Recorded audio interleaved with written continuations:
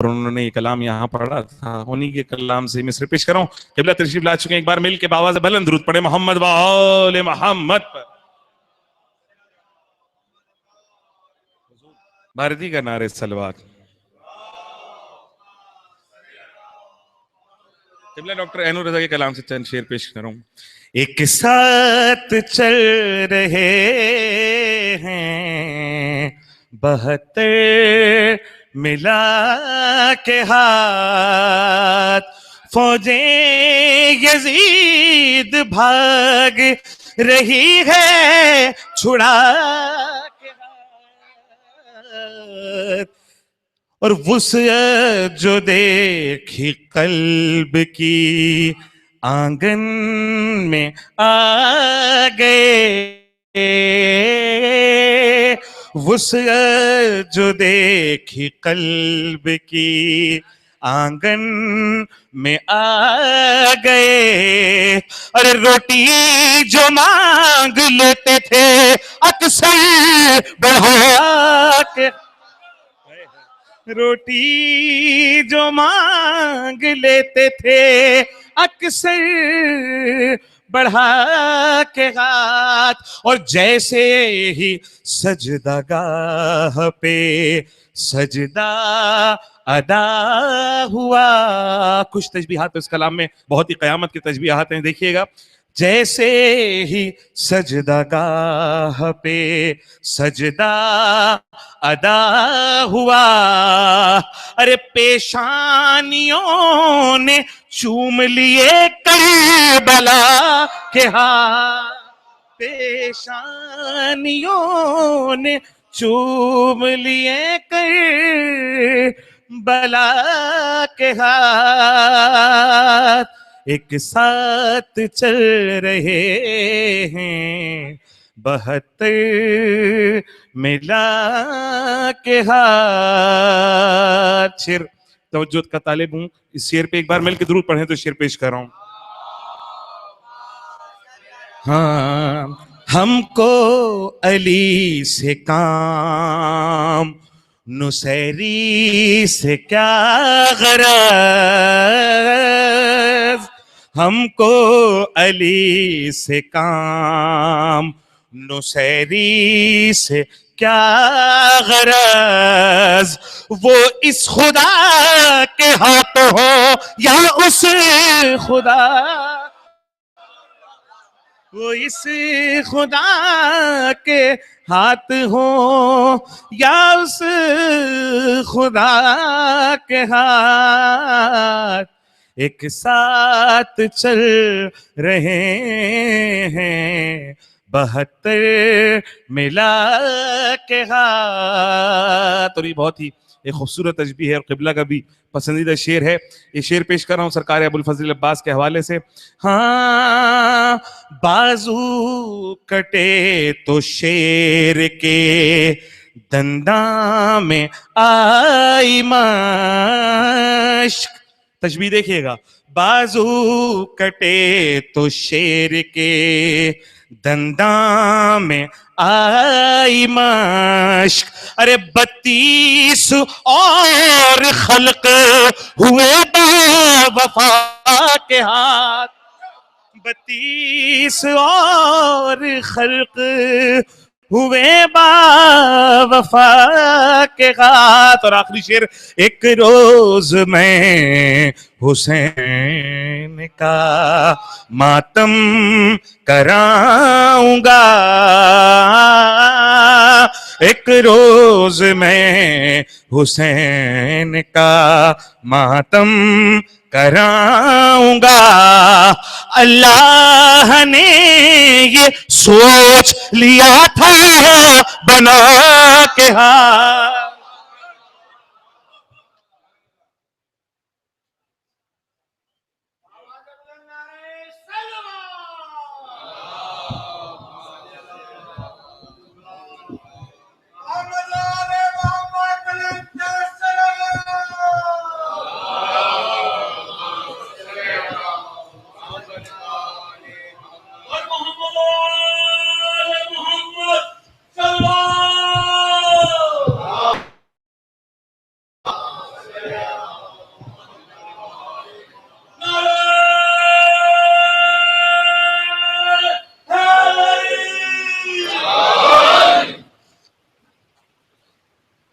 بسم اللہ الرحمن الرحیم.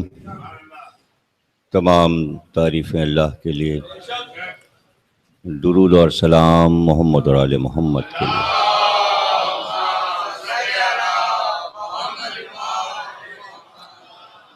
مجالس تفسیر قرآن بعنوان قرآن اور اہل بیت،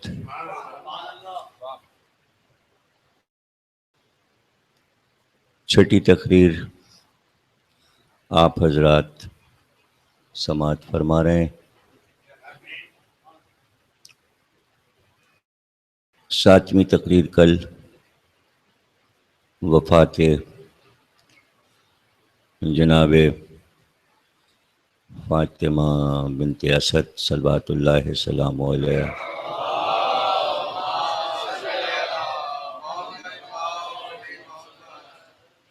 اور اسی مجلس کو بطور احتجاج یوم غم، یوم زینب،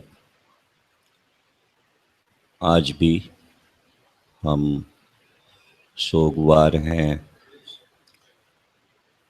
اس واقعے کے بعد، اور کل بھی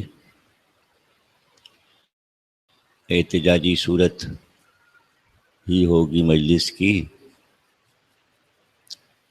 اور تمام ماتمی انجمنوں کو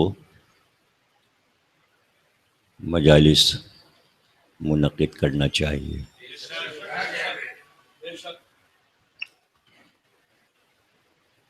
اور خصوصاً حیرت ہوتی ہے مجھے بہت زیادہ ایسے موقعوں پر کہ وہ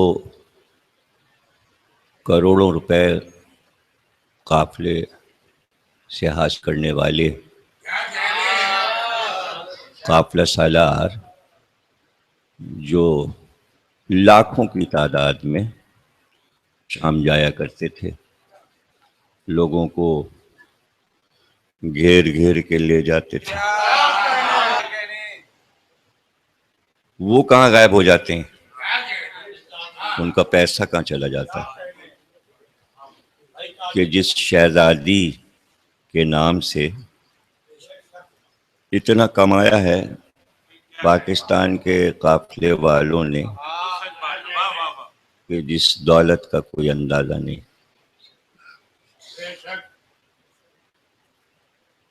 تو وہ ایک حقیر رقم احتجاجی مجلس پہ نہیں خرچ کر سکتے. تو یہ سب باتیں ایسی ہوتی ہیں کہ حیرت میں پڑ جاتا ہوں میں. اور ان باتوں کو کہنا چاہیے، اور وہ فضول کی باتیں جن کو پھیلانے سے کوئی فائدہ نہیں، وہ نہیں پھیلانی چاہیے.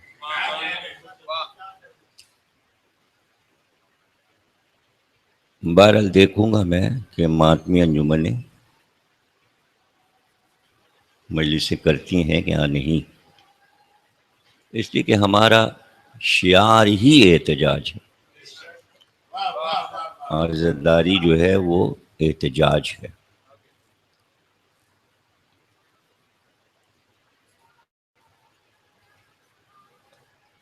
اشتہار جنگ کو جو بھیج تو ہے تو وہ پرانا ہی اشتہار، وفات جناب فاطمہ بنت اسد. ایک سطر بڑھا دی میں نے، یوم غم، یوم زینب، احتجاج. سیکنڈ نہیں لگا کہ فون آ گیا کہ یہ نہیں چھاپیں گے، لفظ احتجاج نہیں چھاپیں گے. میں کہا نہ چھاپو، ہمارا کام یوم غم اور یوم زینب سے بھی چل جائے گا. لیکن نیوز کیوں لگائی پھر؟ یعنی اپنی کمائی سالڈ رہے، دوسرے کے جذبات کا خیال نہیں. کہ سیدہ زینب کے مزار پر دھماکے، اور داعش نے ذمہ داری قبول کر لی تو یہ کہیے کہ آپ یا داعش کے ساتھ ہیں اور یا داعش سے اتنے خوفزدہ ہیں، اتنے ڈر رہے ہیں کہ آپ لفظ احتجاج بھی چھاپتے ہوئے ڈر رہے ہیں۔ تو یہ وہ باتیں ہیں کہ جن پر سوچنا چاہیے، غور کرنا چاہیے۔ حالانکہ پچھلی دفعہ بھی جب احتجاجی جلوس نکلا تھا انچولی سے، تو سڑک پہ جو تقریریں ہوئی تھیں اس میں بھی میں نے یہ بات کہی تھی کہ تمام مسلمانوں کو احتجاج کرنا چاہیے اس ظلم کے خلاف۔ اور اس کی وجہ کیا ہے؟ جب تک ظاہر ہے کہ اگر عقیدت سے کرنا ہوتا تو سب کر رہے ہوتے،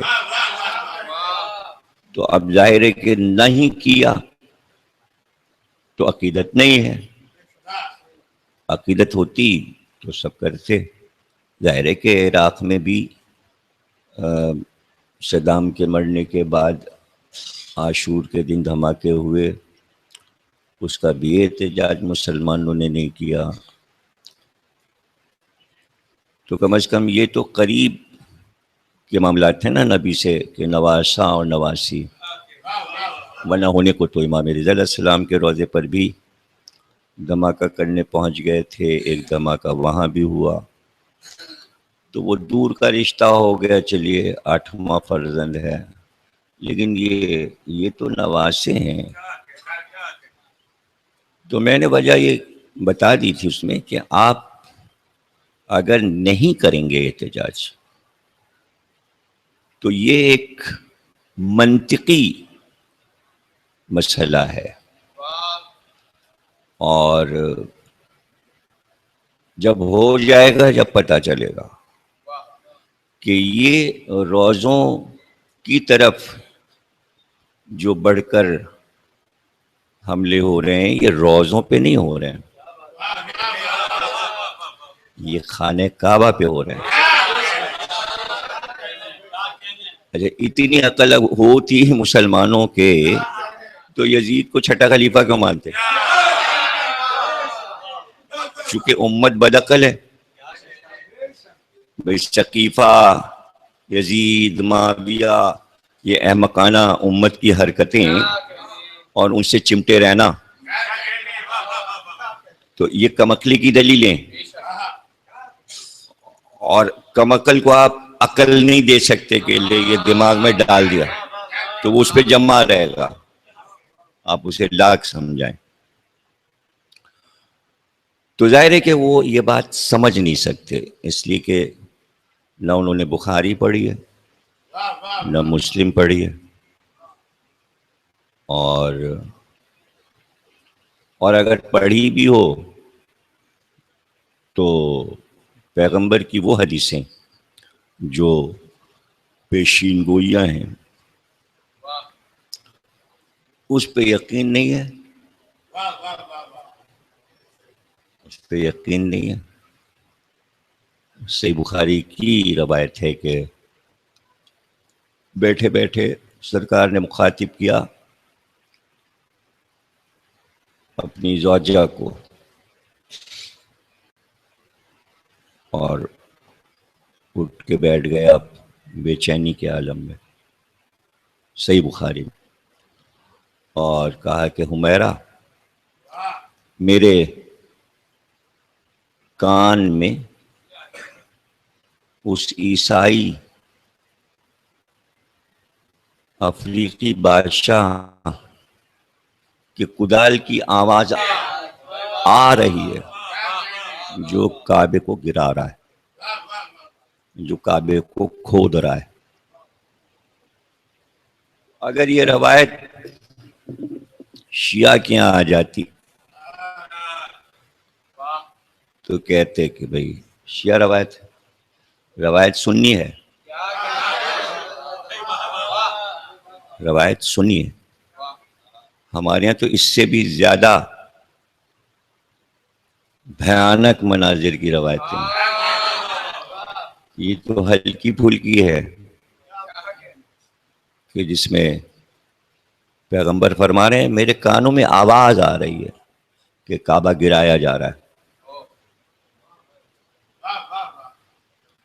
تو اگر اندازہ ہو جائے مسلمان یہ سمجھ رہے ہیں کہ سعودی عرب کی دولت کعبے کو بچا لے گی، تو دولت سے نہیں یہ چیزیں بچتی ہیں، یہ نوبتیں بد کرداری سے آتی ہیں. یہ شرابیں، یہ جوا، یہ زنا، دکھاوا کہ ہم خادم حرم ہیں اور حرکتیں، تو ظاہر ہے کہ حرکتوں کی وجہ سے فوجیں اتریں گی کعبے میں. ابھی تو آپ سمجھ رہے ہیں شور مچایا ہوا آپ نے کہ مسلمانوں سے خطرہ ہے، حالانکہ ہے مسلمانوں ہی سے خطرہ.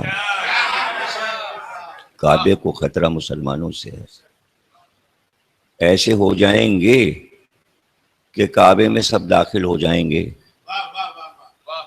اب ظاہر ہے کہ ایک حدیث بخاری کی ہے، اسی سے سہارا لے کر آپ ریسرچ ورک کیجئے کہ کیا لکھا ہے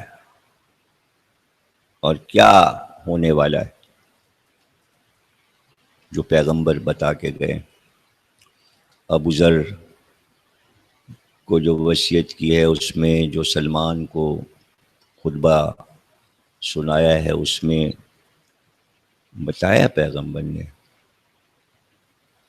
کہ 3 قومیں ایک ساتھ مل کر سعودی عرب میں اتریں گی اور ان کے ساتھ قومیت بھی لکھی ہوئی ہے اور وہ سب اپنے اپنے ملک کے حاکم ہوں گے جو سعودی عرب کو گھیر لیں گے. اور اتنا کمزور ہو چکا ہوگا سعودی عرب کا بادشاہ کہ اس کا غلام ہی اس کو قتل کرے گا. اور یہ فوجیں جب خانہ کعبہ پہ قبضہ کریں گی اور حرم میں داخل ہو جائیں گی، پھر کعبے کو کھود ڈالا جائے گا، گرایا جائے گا، اور 9 سال تک حج بند ہو جائے گا. ایک حاجی بھی مکے میں داخل نہیں ہو سکے گا. اب کوئی یہ کہے کہ یہ نمونہ کیسے ہوگا، تو میں جب ایسی چیزیں بیان کرتا ہوں تو میں مثال دے کے بتا دیتا ہوں ایسے ہوگا. اگر کوئی کہے یہ کیسے ہوگا تو ایسے ہوگا جیسے قبلہ اول میں کوئی گھس نہیں سکتا، نماز نہیں پڑھ سکتا، گھیرا ہوا ہے. تو جیسے قبلہ اول گھرا ہوا ہے ویسے ہی قبلہ ثانی بھی گر جائے گا. اس میں کیا حیرت کی کیا بات ہے؟ کیا حیرت کی بات ہے اس میں؟ اب کوئی 9 سال تک جا کے دکھائے، قبضہ تو ان کا ہے. اچھا یہاں پر جہاں شرم دلائی جائے نا مسلمانوں کو، تو یہاں اگر میں یہ باتیں کروں اور کوئی ایسا ہو جو کچھ سمجھ رہا ہو تو وہ آخری بات جو کہے گا وہ یہ ہوگی ایسا کیسے ہو سکتا ہے؟ اللہ خود مدد کرتا ہے، اللہ ہی کو مدد کے لیے پکارا جاتا ہے. بھلا اللہ اپنے گھر کے لیے ایسا کر سکتا ہے؟ ابھی پیغمبر نے فرما دیا ہے اور پیغمبر کا فرمایا اللہ کا فرمایا ہے. تو اب اس میں یہ کہ آپ یہ سوچ رہے ہیں کہ شاید اس وقت جب یہ فوجیں آئیں گی اور کعبہ کھدرا ہوگا تو اللہ کوئی مدد کرے گا. کاہے کے لیے کرے گا مدد؟ قبضہ آپ نے کیا، چھینا آپ نے اللہ سے، مالک آپ بنے، اب اللہ مدد کرے. اللہ کے پاس ہوتا تو اللہ مدد کرتا.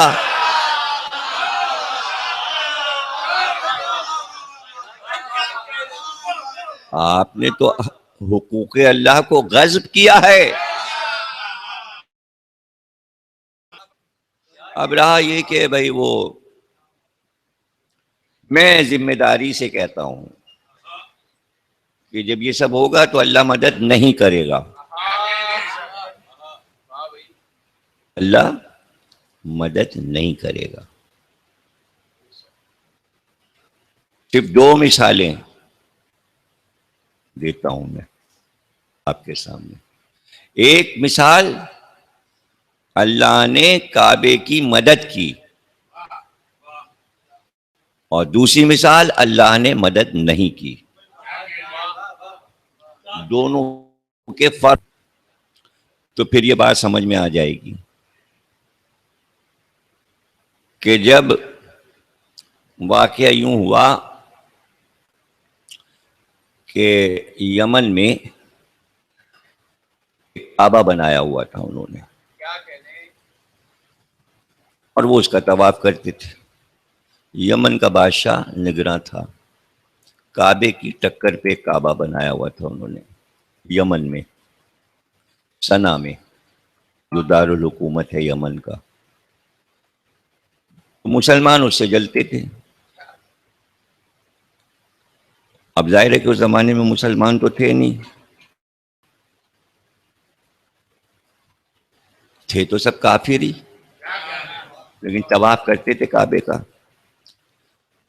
تو کعبے کو اپنی ملکیت سمجھتے تھے عرب والے.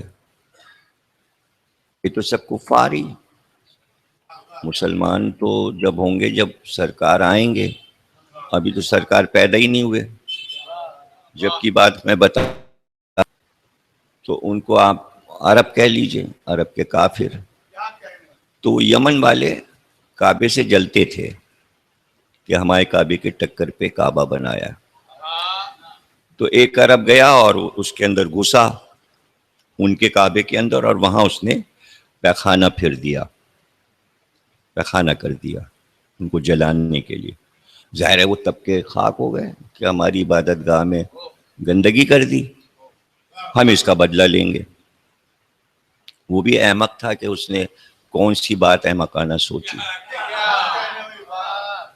انہوں نے کہا ہم بدلہ لیں گے، اور بادشاہ اب رہا تھا، اور اس نے کہا ہم تمہارا کعبہ اکھاڑ کے پھینک دیں گے اس کے بدلے میں. تو اب ایک بات طے ہو گئی کہ عبادت گاہ کسی بھی مذہب کی ہو، کافر کی کیوں نہ ہو، اس کی توہین نہیں کرنی چاہیے، اس کی توہین نہیں کرنی چاہیے. اور پیغمبر نے معاہدہ کیا مباہلے کے بعد کہ جو عیسائیوں کے گرجا گھر ہیں ان کو عبادت کا حق حاصل ہوگا. اور پیغمبر نے کوئی بھی گرجا گھر توڑا نہیں، نہ عیسائیوں پہ حملہ کیا. وہ جزیہ دے کر ملک میں رہ سکتے ہیں، معاہدہ ہو گیا، اور انہیں آزادی ہے اپنے عبادت خانوں میں جاننے کی.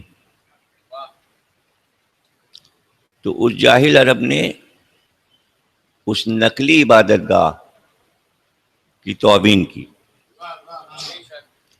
تو یہاں پر عبادت گاہ کا مسئلہ نہیں ہے، مسئلہ ہے کسی کے جذبات کو مت روندو. اگر ان کی دلی وابستگیاں اس چار دیواری سے ہیں تو کاہے کے لیے تم اس کی توہین کرو. اس کا نتیجہ یہ ہوا کہ ابرہہ فوج لے کے آ گیا، اور وہ اتنا سمجھیے کہ مضبوط طاقتور بادشاہ تھا کہ عرب میں ہاتھی نہیں ہوتا تھا، اور عرب والوں نے ہاتھی دیکھا بھی نہیں تھا کبھی، پہلی بار انہوں نے ہاتھی دیکھا۔ تو یمن جو ہے چونکہ وہ سمندری بیچ میں ایک پٹی ہے، افریقہ اور یمن سمجھیے کہ ملے ہوئے، تو چونکہ یمن عرب کا بھی حصہ ہے اور افریقہ کا بھی حصہ ہے، اس وجہ سے تمام افریقن ہاتھی بادشاہ نے خرید لیے تھے، جس کا نام ابرہہ تھا، اور پوری فوج اس نے ہاتھیوں کی تیار کر لی تھی۔ اب ظاہر ہے کہ اتنے بڑے بڑے ہاتھی لے کے وہ آ گیا، تو عرب والوں کی تو سٹی گم ہو گئی، اس لیے کہ اونٹ سے زیادہ مضبوط جانور تھا وہ، یہ تو اونٹ کو ہی سب کچھ سمجھتے تھے، اور وہ ہاتھی جو بادشاہ کا اپنا ذاتی تھا جس پہ وہ بیٹھتا تھا ابرہہ، وہ اتنا اونچا اور قدامت، افریقہ کا شاید وہ اس دور کا سب سے قداور ہاتھی تھا، اس کا نام اس نے محمود رکھا تھا، اور اس کی سونڈ پر پورا لوہے کا زیور پہناتا تھا، سر کے اوپر بھی لوہے کا خود اور زرہ بختر اس ہاتھی کو پہنایا تھا، تاکہ اگر کوئی تیر ویر مارے یا نیزہ مارے تو ہاتھی کو نہ لگے، اتنا لوہے میں وہ نہایا ہوا تھا ہاتھی۔ اور اس نے آ کے خانہ کعبہ کو گھیر لیا فوج سے اپنی، اور کہا ہم تمہارا کعبہ اکھاڑ کے پھینک دیں گے، کافروں سے کہا۔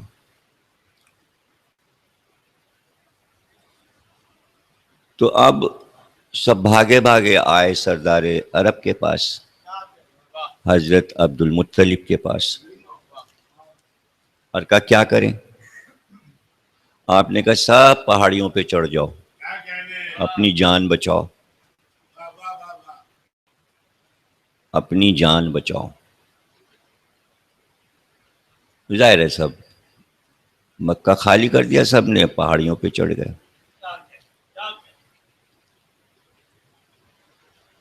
اب جب سب بھاگ گئے اور خانہ کعبہ کے اطراف پورا شہر خالی ہو گیا، تو حضرت عبد المطلب نے فرمایا کہ ہم ابرہہ سے جا کے بات کریں گے۔ تو آپ تیار ہو کے لباس، اپنا خاص لباس پہن کر اور سیاہ ماما باندھ کر اور کمر کو باندھ کر ابا اور قبا، ظاہر حضرت عبد المطلب کے لیے لکھا ہے کہ بادشاہوں کی شان والے تھے، اور انتہائی قداور تھے، چوڑے شانوں والے تھے، اور جس وقت آپ چلتے تھے تو زمین میں دھمک پیدا ہوتی اور لوگ دیکھ کر شان کو مروب ہو جاتے تھے۔ تو جب آپ تیار ہو کر اس کے کیمپ میں پہنچے، فوجی کیمپ میں، تو راستے میں ہی وہ ہاتھی محمود بندھا ہوا تھا۔ تو جیسے ہی آپ کو آتے ہوئے ہاتھی نے دیکھا تو پہلے سونڈ اٹھا کے اس نے سلام کیا،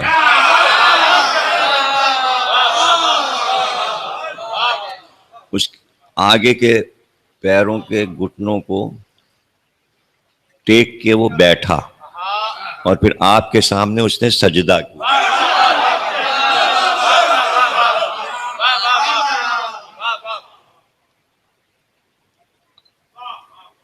تو لوگوں نے یہ لکھا کہ چونکہ آپ سرکار کے دادا تھے اس لیے اس نے تعظیم کی. تو ہم کو اس جملے سے انکار نہیں. سرکار کے ہی رشتے سے تو اجداد کا ذکر کرتے ہیں اور اولاد کا ذکر کرتے ہیں. مرکزیت تو سرکار کی ہے ہی ہے. لیکن چونکہ تاریخوں کا تعین مورخ کے پاس ہوتا ہی نہیں، جو عرب کی تاریخ جن مورخین نے لکھی اور بعد میں جن مسلمانوں نے لکھی، ان کو سن، تاریخ، تعین، برس یہ سب حساب نہیں لگاتے تھے. لکھ دیا، بس جو بھی لکھ دیا لکھ دیا. اب چاہے وہ بعد میں غلط ثابت ہو جائے. تو انہوں نے تعین نہیں کیا. تو عربوں میں یہ دستور تھا، جیسے ہم بولتے ہیں سن عیسوی، تو سن عیسوی جو ہے وہ حضرت عیسیٰ کی ولادت کے بعد شروع ہوا. تو اس سے حساب لگایا گیا کہ عیسیٰ کی پیدائش کے 1 سال کے بعد، 2 سال کے بعد، 3 سال کے بعد یہ واقع. تو لوگ کہتے تھے 1 سال گزرے، 2 سال گزرے، 3 سال گزرے، یہاں تک کہ 100 سال گزر گئے. حضرت عیسیٰ کی ولادت کو تو 1 صدی ہو گئی، پھر 2 صدی، پھر 3 صدی، پھر 4 صدی، پھر 5. اب کون سی ہے؟ 21ویں. 20ویں صدی گئی تو اب 2000 ہے. 2016 سال ہو چکے عیسیٰ کی ولادت کو. تو اسی طرح جیسے ہم ہجرت کا حساب لگاتے ہیں کہ سرکار نے مکے سے مدینے ہجرت کی، تو اب ہجرت کو ہو چکے 1437 برس. پہلے کیا تھا؟ 1 ہجری، 2 ہجری، 3 ہجری ہوتے ہوتے 1437 برس گزر گئے ہجرت کو. تو عرب جو کوئی بھی مشہور واقعہ ہوتا تھا تو پچھلے سن کو موقوف کر کے جو بڑا واقعہ ہوتا تھا پھر اس کے نام سے سن شروع کرتے تھے. یہ تھا. تو سرکار نے جو پہلا سن شروع کروایا وہ ہے عام الحزن، یعنی غموں کا سال. تو ایک ہی سال کے اندر چونکہ جناب خدیجہ اور حضرت ابو طالب کی وفاتیں ہوئیں دونوں کی، اس لیے اس سال کا نام آپ نے غموں کا سال رکھا. تو پھر حساب یہ لگنے لگا کہ 1 سال گزرے وفات ابو طالب اور وفات خدیجہ کو، 2 سال گزرے، 3 سال، یہاں تک کہ ہجرت ہو گئی. اور ہجرت وفات ہی کے سال ہو گئی اور مسلمانوں نے کافی عرصے کے بعد، کوئی 20-25 برس کے بعد یہ طے کیا کہ ہم ہجرت کا سال مقرر کر لیں. اور اس میں بڑا گھپلا ہوا اور طے کرنے میں معاملات کے یہ وہ. تو وہ یوں ہو گیا گھپلا کہ ربیع الاول میں ہجرت ہوئی تھی سرکار کی، لیکن سال کا پہلا مہینہ محرم کو قرار دیا گیا. تو محرم سے محرم تک 1 سال لگایا جائے گا. اب یہ مسلمانوں سے کیسے یہ کام ہو گیا کہ محرم سال کا پہلا مہینہ ہو گیا، ورنہ ربیع الاول کو پہلا مہینہ ہونا چاہیے تھا سال کا. تو خلافتوں کے دور میں یہ سال مقرر ہو. تو اس سے پہلے سب سے بڑا واقعہ عربوں کے لیے ہاتھیوں کا آنا تھا. اب اس سے پہلے اور سن چلتے تھے، لیکن اب بڑا واقعہ ہو گیا ہاتھی. تو عربی میں ہاتھی کو کہتے ہیں فیل. تو اب وہ حساب لگانے لگے کہ جس سال ہاتھی آیا اس کو 1 سال گزر گئے، اس کو 2 سال گزر گئے، اس کو 3 سال گزر گئے. تو جب تک ہجرت نہیں ہو گئی تب تک ہاتھی چلتا رہا.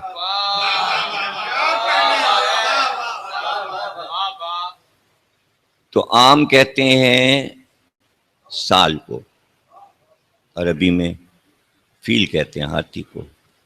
تو جیسے عام الحزن، حزن والا سال، تو اس سے پہلے تھا عام الفیل، ہاتھی والا برس. تو اب حضور کی جو ظہور کی تاریخ ہے ربیع الاول میں، تو جب سن لکھا جاتا ہے کہ کس سن میں سرکار تشریف لائے دنیا میں، تو لکھا جاتا ہے 1 عام الفیل، یعنی ہاتھیوں کا پہلا ہی سال ابھی تھا. تو اب مورخ نے یہ تو لکھ دیا کہ سرکار کے دادا تھے اس لیے محمود نے سجدہ کیا، لیکن ان کو تاریخوں کا نہیں پتا تھا. آمنہ بی بی کی نورانیت میں سرکار کی نورانیت شامل ہو چکی تھی.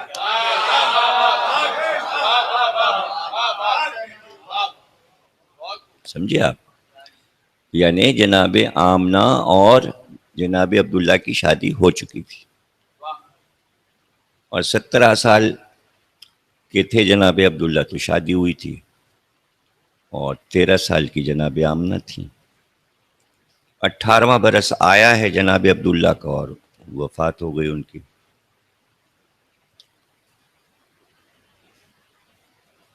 تو اس کو بھی پتا ہے کہ ان کے گھر میں جو نور ہے اس کی خبر ہے اس کو کہ آخری نبی آنے والا ہے. تو کم از کم جانور یہ تو جانتا ہے کہ حضور کے دادا کا احترام ایسے ہو کہ سجدہ کر کے بتایا جائے، سجدہ کر کے. تو اب وہاں مالکوں نے دوڑ کے ابرہہ کو خبر کی کہ وہ محمود ہاتھی جو صرف 13 کہا مانتا ہے، اس کے سارے محاوت موجود تھے، لیکن یہ جو سردار عرب آیا اس کے سامنے اس نے اپنی پیشانی جھکا دی گھٹنوں کے بل کے پاس. تو ظاہر ایک روب تو عبد المطلب کا بیٹھ ہی چکا تھا جب ابرہہ کے سامنے آپ تشریف لائے. تو آپ نے کہا کہ یہ تمہارے لوگ ادھر ادھر مکے میں ٹہلنے گھومنے نکلے ہیں، تو ہمارے اونٹ چراگاہ میں چر رہے تھے، ہمارے اونٹ تمہارے لوگ چرا کے لائیں، ہمارے اونٹ ہمیں واپس کر دو، ہم اپنے اونٹ لینے آئے. تو اس نے کہا کہ تم اونٹ لینے ہم سے آئے؟ ہم تو سمجھے تھے کہ تم ہم سے معافی کے لیے آ رہے ہو، کہ ہم تمہارے کعبے کو ڈھانے آئے، ہم اس کو جڑ سے اکھاڑ کے پھینک دیں گے، تم اس کے بارے میں کچھ کہو گے. تو آپ مسکرائے اور مسکرا کر کہا بھائی ابرہہ میں اونٹوں کا مالک ہوں، میں اونٹوں کا مالک، تو میں اپنی ملکیت لینے آیا ہوں. رہ گیا تو کعبے کی بات کرتا ہے، تو کعبے کا جو مالک ہے وہ کعبے کو بچا لے گا. تو گفتگو یہاں سے شروع ہوئی کہ کعبے کا مالک گھر کا بچائے. تقریر سمٹی ہوئی تھی، اب پھیلی اور پھیلنے کے بعد پھر سمٹے گی، وہیں پر آئے گی جہاں سے شروع ہوئی تھی.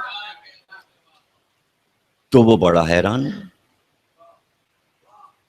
دیکھیے یہ توحید کا پیغام تھا جو ابرہہ کو حونق کر گیا، حیران کر گیا. اس طرح بھی توحید کا پیغام دیا جاتا ہے تاکہ وہ سوچے کہ جس طرح یہ اونٹوں کے مالک ہیں اسی طرح کوئی کعبے کا مالک ہے.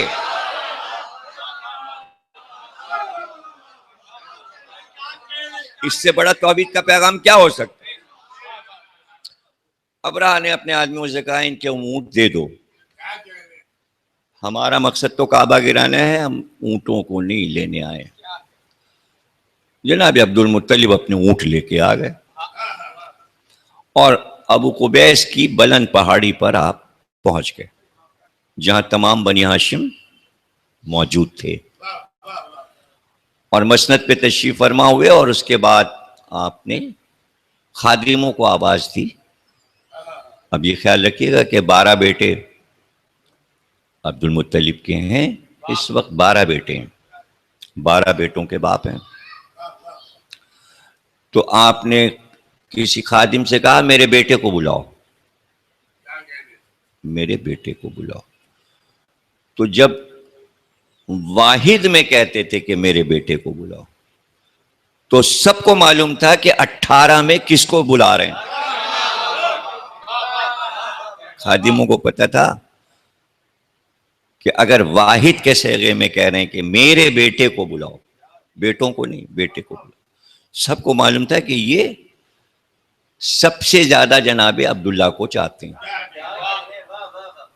اور انہی کو بلا رہے ہیں. خادموں نے جا کے جناب عبداللہ سے کہا کہ آپ کو آپ کے پدر گرامی بلا رہے ہیں. جناب عبداللہ آئے تو جناب عبد المطلب نے کہا کہ جاؤ اور بلندی پہ چڑھ جاؤ پہاڑی کے، اور بلندی پہ جا کے دیکھو کہ دور مشرق میں آسمان پہ کچھ نظر آ رہا ہے. تو جناب عبداللہ گئے اور انہوں نے دیکھا، واپس آئے، کہا نہیں کچھ نہیں نظر آ رہا ہے. دیکھایا میں تو سر کو جھکایا اور کچھ دیر خاموش بیٹھے گئے. کچھ دیر گزری، کہا بیٹے اب جاؤ، اب جاؤ اور اب جا کے دیکھو مشرق کی طرف آسمان پہ کچھ نظر آ رہا ہے. جناب عبداللہ پھر گئے اور دیکھا اور بہت غور سے دیکھا اور اس کے بعد تیز قدموں سے آئے کہ بہت دور کالے کالے بادل سے نظر آ رہے ہیں، بادل کے ٹکڑے نظر آ رہے ہیں، اور وہ ٹکڑے ایسا لگتا ہے جیسے ہوا ان بادلوں کو اڑا کر کعبے کی طرف لا رہی ہے. تو آپ اٹھ کے کھڑے ہو گئے اور کہا مدد آ گئی.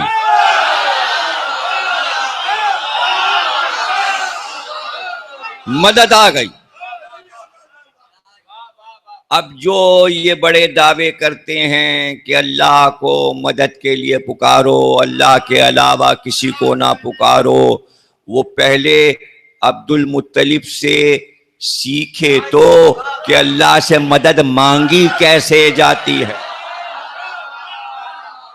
اور دنیا پکارے کہ اللہ میری مدد کر، اور میں پوچھوں اس سے کہ پکارا تو ہے تو نے، ذرا مدد دکھا دے تو میں جانوں.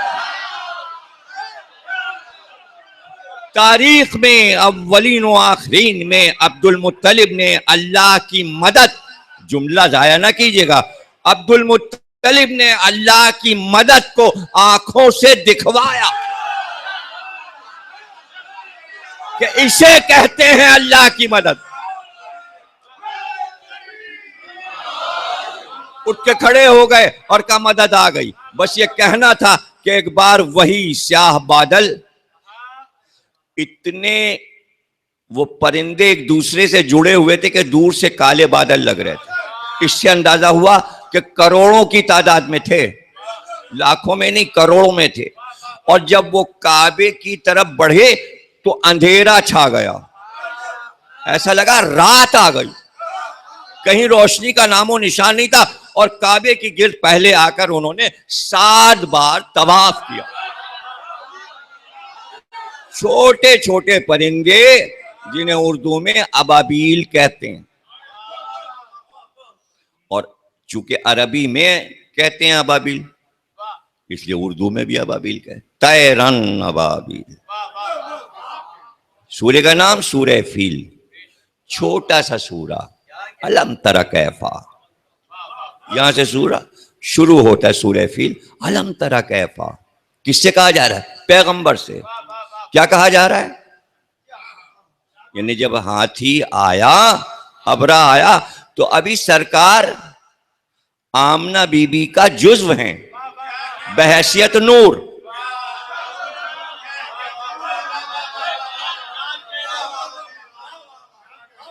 ماں کے نور کا حصہ ہیں.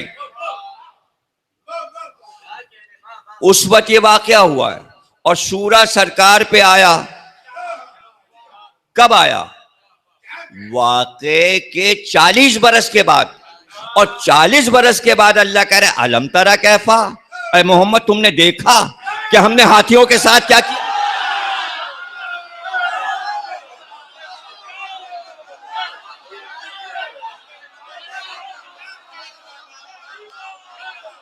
نہیں، ہاتھی اصحاب الفیل، ہم نے ہاتھیوں کے اصحاب کے ساتھ کیا کیا؟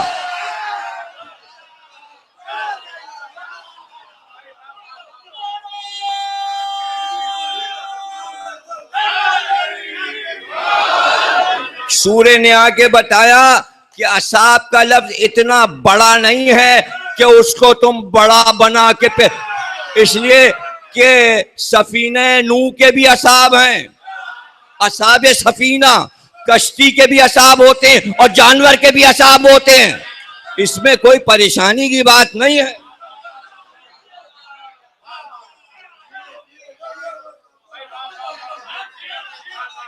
تو ہم نے سفینے کے اصحاب کو بچا لیا اور ہاتھی کے اصحاب کو تباہ کر دیا.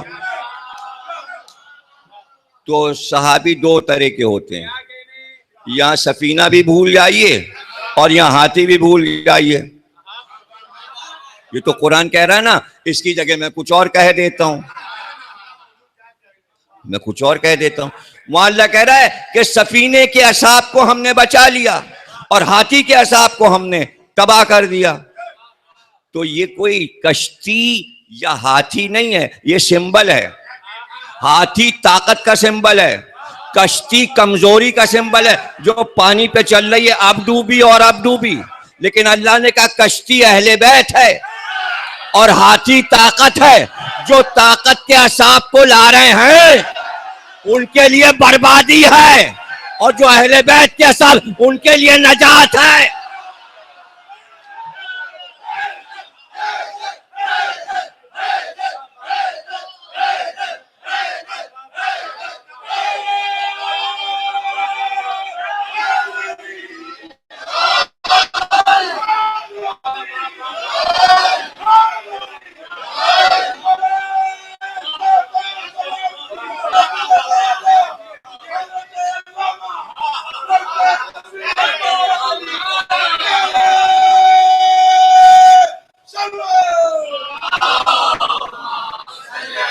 آسمان سے بجلی گرا دیتا، کتنے ستاروں کے ٹکڑے ٹوٹ ٹوٹ کر گرتے ہیں. ہر ایک ستارہ ٹوٹ کے گر پڑتا، ابراہ کا لشکر راکھ کا ڈھیر بن جاتا. اس لیے کہ آگ بھی ہوتی ہے ستارے میں، جب وہ گرتا ہے گرم ہوتا ہے، انگارے کی طرح دہک رہا ہوتا ہے، گرتا ہے. آپ نے آسمان پہ دیکھا ہے ستارے کو ٹوٹ کے گرتے ہوئے؟ دور تک ایسی چنگاریاں نکلتی ہیں، پتھر میں چنگاریاں ہوتی. تو عذاب لیا تھا، پتھر برسا دیتا آسمان سے.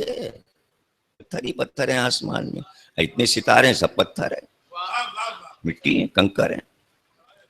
یہ سب سے چھوٹا پرندہ، اور پھر اس کے منہ میں چنے کی دال کے برابر، زیادہ بڑے نہیں، جتنی اس کی منقار ہے، جسے چونچ کہتے ہیں آپ اردو میں، منقار، اس میں چنے کا دانہ ہی آ سکتا ہے جتنا وہ منہ کھلے گا.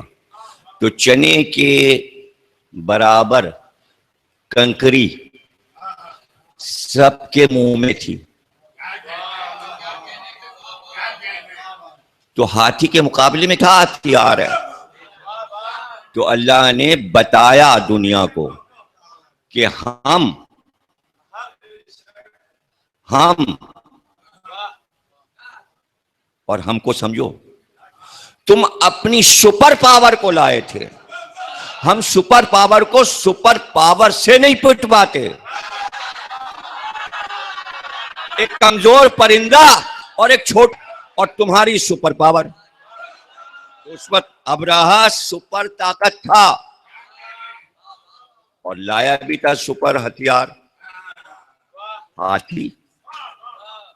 تو اب آپ سوچئے کہ وہ کروڑوں پرندے ایک ایک دانے کو جو گرا رہے تھے، تو قرآن نے کہا ہاتھی بھوسا ہو گئے. چھوٹے چھوٹے کنکروں نے ہاتھیوں کو بھوسا، اور وہ بھوسا ہوا میں اڑتا نظر آیا. بھوسا بھوسا سمجھتے نا آپ، گیہوں کا جو اوپر کا چھلکا نکلتا ہے وہ بھوسا ہے، اور وہ ہوا میں اتنا ہلکا ہوتا ہے کہ یوں اڑائیں تو ہوا میں اڑتا نظر آئے. تو ہاتھی جو ہیں وہ بھوسا بن گئے. تو کنکریاں انہوں نے گرا دی اور پھر وہ پرندے وہیں رہنے لگے. کچھ واپس چلے گئے ہوں گے اپنے، لیکن کچھ تو گئے وہیں آس پاس کہیں عرب میں صحراؤں میں. آج تک وہ وہیں ہیں اور وہیں خانہ کعبہ میں ہیں وہ. اور جس وقت وہ اترتے ہیں کعبے کی گرد فرش پر تو ایسا لگتا ہے کہ سیاہ فرش بچ گیا. کبھی دن میں کبھی رات میں طواف کرتے رہتے ہیں. ان کی نسل اب تک چل رہی ہے. تو مدد ابابیل نے کی ہے یا اللہ نے؟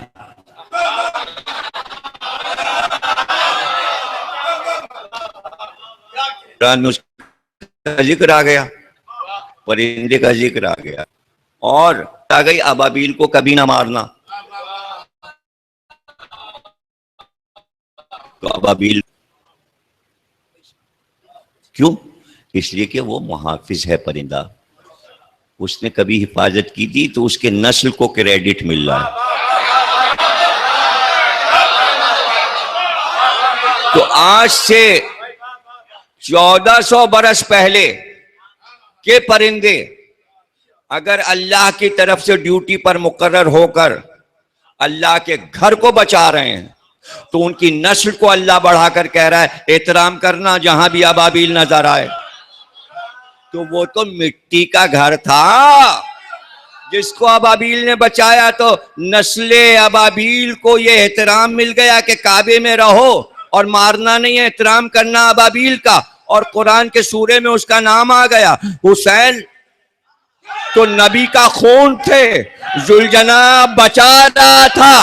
تو اب ذوالجناح کی نسل کو جو احترام ملے، قرآن میں یہ بھی ہے. قرآن میں وہ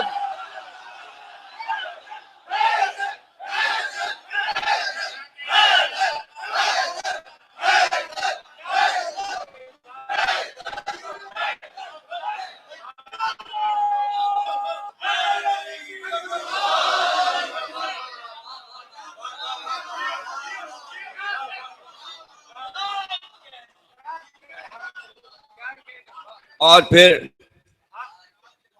ابراہا بھی مارا گیا، سب بھوسا ہو. اور جس نے سوار کیا تھا وہ میں سواری کے.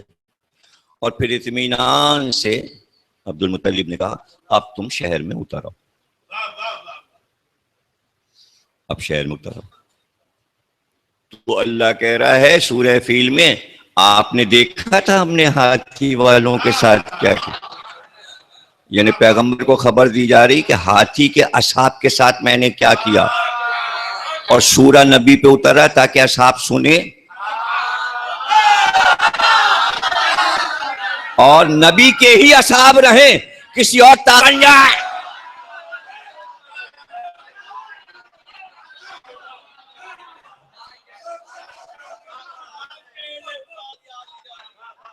اور میں تو یہ سمجھتا ہوں کہ عرب میں، چونکہ عرب والوں کو پتہ نہیں ہاتھی پالنا کیا ہے، محاورے اس پر. کسی کے گھر کا کوئی خادم بہت زیادہ کھانے لگے تو لوگ کہتے ہیں ارے کیا ہاتھی پالا ہے آپ نے.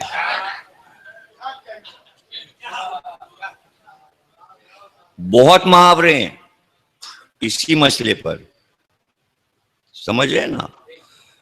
تو لوگ کہتے ہیں ارے صاحب یہ گاڑی تو پیسے لگتے, ہاتھی پالا ہے. 2000 ابھی لگایا تھا, پھر ٹوٹ پھوٹ ہو گئی, پھر 2000 لگا, ہاتھی پالا ہوا. پتہ چلا ہاتھی پالنا آسان نہیں ہے. تو چونکہ عرب والوں کو پتہ نہیں تھا کہ ہاتھی پالنا کتنا مشکل کام. اگر کبھی ہاتھی پال لیتے تو کبھی ثقیفہ کا ہاتھی نہ بن.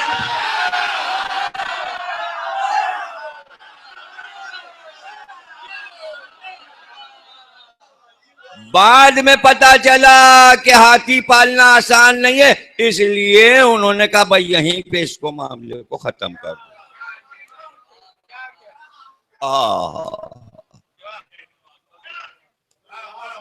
نہ بابا یہ بڑا مشکل کام. تو ثقیفہ نہیں ہوا تھا, ہاتھی پالا تھا عربوں نے. اب وہ ظاہر ہے کہ کہتے فلاں صاحب بڑا امیر ہے, بڑا رئیس, اس کے دروازے پہ ہاتھی جھولتے ہیں. ہاتھی جھولتے ہیں, ہاتھی جھومتے ہیں, دونوں محاورے ہیں. جھولنا بھی اور جھومنا بھی. جھومنا جب ہے جب وہ تنہا جھومے, جھولنا عادت پڑ جائے, عادت رکھ دیا جائے, تو وہ چادر جب ہوا سے اڑتی ہے تو اسے کہتے ہیں ہاتھی جھول رہا ہے. اور جب خالی جھوم رہا ہے تو وہ جھوم رہا ہے, جھومتا ہے ہاتھی. تو امارت یعنی کہ دولت کی پہچان تھی دروازے پہ ہاتھی جھومے. تو ابھی بھی لوگ سبق نہیں لے رہے. بعض لوگ چاہتے ہیں ان کے دروازے پہ ثقیفہ کا ہاتھی جھومے. میری کتاب میر انیس کی شاعری میں حیوانات کا علم, تو اس میں ہاتھی کا چیپٹر آپ پڑھیں, اور پیش لفظ میں بھی میں نے لکھا ہے کہ میر انیس نے ہاتھی کا ذکر کہاں کیا اپنے کلام میں. سبھی جانوروں کا ذکر ہے, شیر کا, گھوڑے کا, ہاتھی, چیتا, پرندوں کا ذکر ہے, انیس نے کیا. اور اشرا بھی پڑھ چکا ہوں انسان اور حیوان کے موضوع, ایک ایک جانور پر ہے چھپی ہوئی موجود ہے. تفسیر میں بھی کیا ہے, وہ ابھی نہیں چھپی. آلیبا میں جب تفسیر کی تھی تو وہاں ایک ایک تقریر روز ایک جانور پہ ہوتی تھی قرآن سے. لوگوں کو یاد رہ گیا کہ اگر کعبے پر کوئی حملہ کرے تو اللہ مدد کرتا ہے. اور عبد المطلب نے یہ نہیں کہا کہ میں بچاؤں گا, بلکہ یہ کہا کہ جو اس گھر کا مالک ہے وہ اس گھر کو بچا لے گا. تو عبد المطلب کو یہی کہنا تھا تاکہ دنیا مان تو لے کہ پیغمبر کے اجداد اللہ کو مانتے تھے. اب لفظ کفر تو استعمال نہ ہو, تو کتنے احمق ہیں کہ جو ابو طالب کے ایمان پہ بحث کرتے ہیں. ارے بھائی باپ کے منہ سے سنا تھا نا ابو طالب نے کہ کعبے کا ایک مالک ہے, تو عبداللہ کو معلوم ہے, ابو طالب کو نہیں معلوم کہ اسی مالک کو ماننا ہے جس مالک سے مدد منگوائی ہے میرے باپ نے. تو میں یہ کیوں نہ کہوں سب کے پاس توحید ہے مانگی ہوئی, کسی نے خلفاء سے لی ہے, کسی نے ائمہ اربعہ سے لی ہے, کسی نے ائمہ اثنا عشر سے لی ہے, کسی نے ثقیفہ سے لی ہے, اور کسی نے کہاں سے اور کہاں سے اور کہاں سے. کوئی بتا نہیں سکتا توحید اس کے پاس کہاں سے آئی, مجھے نہیں معلوم, وہ ثبوت نہیں دے سکتا. لیکن دنیا کا واحد ایک انسان یہ کہہ سکتا ہے ابو طالب کہ توحید میرے باپ کے گھر کی ہے.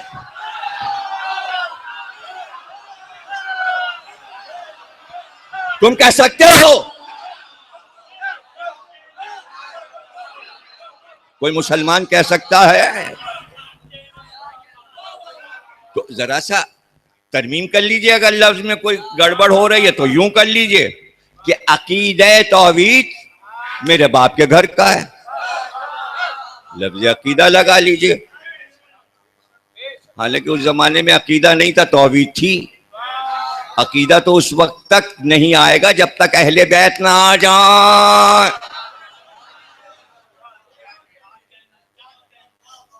عقیدہ گرا، عقدہ کہتے ہیں گرا، عقد کہتے ہیں گرا لگانا، ایسے کر کے یوں گرا لگانے کو، مضبوط جو کھلے نا، تو اس کو کہتے ہیں عقد. اسی سے بنا ہے عقدہ، عقیدہ، عقائد. گریں گریں گریں، دل کی گرہ، دل کی گرہ نہ ناخون تدبیر سے کھلی. گرہ آپ کیسے کھولتے ہیں نا، ایسے ایسے کر کے،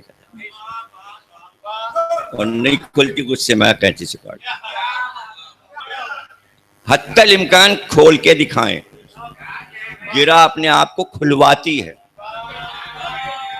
چھوڑنا نہیں چاہتا. میر تقی میر کہہ رہے ہیں دل کی گرہ. ارے وہ تو رسی کی ہے، پلاسٹک والی رسی کی تو کھل جاتی ہے جلدی. جو پرانی رسی مونچھ کی تھی ناریل کی جو بنتی تھی، وہ بڑی مشکل سے کھلتی تھی، جم جاتی تھی. یہ پلاسٹک والی تو چونکہ کھسکتی ہے تو یہ کھل جاتی ہے، جو اب چلتی ہے پلاسٹک کی ڈوری. میر کہہ رہے ہیں یہ رسی کی گرہ نہیں ہے، جب یہاں گرہ لگ جائے، دل کی گرہ نہ ناخون تدبیر سے کھلی. عقدہ یہ ہوگا حل میر مشکل کشا کے. عقدہ عقد، عقدہ یہ ہوگا حل میر مشکل کشا کے ہاتھ. تو دل میں اگر گیریں پڑ جائیں تو علی سے کہو وہ گیریں کھول دیں، علی کی مدد. تو عقیدہ جب شروع ہوگا جب اہل بیت آئیں گے. نبی ہیں، قرآن ہے، توحید ہے، اللہ ایک ہے. عقیدہ اب شروع ہوگا جب بچے گود میں آ جائیں گے. عقیدے کا تعلق حسن اور حسین سے ہے، عقیدے کا تعلق غدیر سے ہے. اب یہ لفظ لوگ جانے کہاں کہاں استعمال کرتے ہیں. عربی کا لفظ اہل بیت کے لیے اترا. اب آپ کہتے ہیں ہندو کا عقیدہ ہے. ہندو کا کیا عقیدہ؟ یہ عربی کا لفظ ہندو کیا کہاں پر؟ یہ عیسائیوں کا عقیدہ ہے، یہ یہودیوں کا عقیدہ ہے. ارے یہ لفظ آپ وہاں کیوں لے جا رہے ہیں؟ ان کے پاس جو عقیدے کی جگہ کوئی لفظ ہو وہ بولیے. یہ لفظ یہاں سے لے کے کیوں جا رہے ہیں؟ فلانے آدمی کا یہ عقیدہ ہے. ارے کیا عقیدہ ہے فلانے آدمی کا سوائے اہل بیت کی محبت؟ آپ جس چیز کا نام چاہے عقیدہ رکھ لیجئے، یہ عقیدہ ہے اور یہ عقیدہ. کوئی عقیدہ وقیدہ نہیں ہے، کوئی دنیاوی چیزوں کے لیے عقیدہ نہیں ہوتا. گرہ لگی ہے، گرہ لگی. گرہ کیسے لگی ہے؟ دو چیزیں چھوڑ رہا ہوں، قرآن اور اہل بیت. کیا ہے؟ اور پھر اسی بات کو قرآن کی آیت نے کہا اللہ کی رسی کو مضبوط تھام لو. اللہ کی رسی کا ترجمہ پیغمبر نے کیا کیا؟ قرآن اور اہل بیت. کوئی رسی وہاں سے لٹکاتا ہے اللہ کیا؟ کہ ایک جگہ لٹکائے گا کعبے کی چھت پہ سب جاتے اسی میں لٹک جاؤ. ابھی پھر ہر ملک میں رسی لٹکے. اچھا رسی لٹکے گی جو سب اس چکر میں لگ جائیں گے. کہاں سے اوپر کون بیٹھا ہوا ہے رسی پکڑے ہوئے؟ ایسا نہ ہو کہ ہم لٹکیں اور بھد سے نیچے گر جائیں. بھد کی بھی آواز آتی ہے اور لد کی آواز بھی آتی ہے. لد سے گر جائیں، دونوں آوازیں الگ الگ ہیں، بھد اور لد. ڈوری ٹوٹ جائے تو ڈوری کو کبھی یہ پلاسٹک والی ہو یا پرانے زمانے کی، ذرا سا دیکھیے گا اس کے اوپر بل کیوں ہے. پتہ چلا گیریں لگی ہوئی ہیں. جب اسے کھولیں گے پتہ چلے گا وہ دو ہیں، دو کو آپس میں بٹا گیا ہے۔ اللہ کی رسی کو مضبوط تھام لو، یہ جو آپس میں گرا لگا دی گئی یہ قرآن و اہل بیت کی گرا ہے۔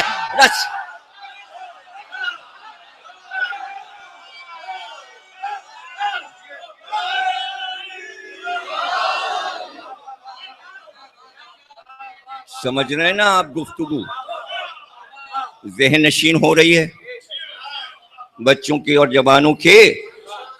تو عقیدہ، توحید بھی عقیدہ جب بنا جب علی نے توحید سمجھائی۔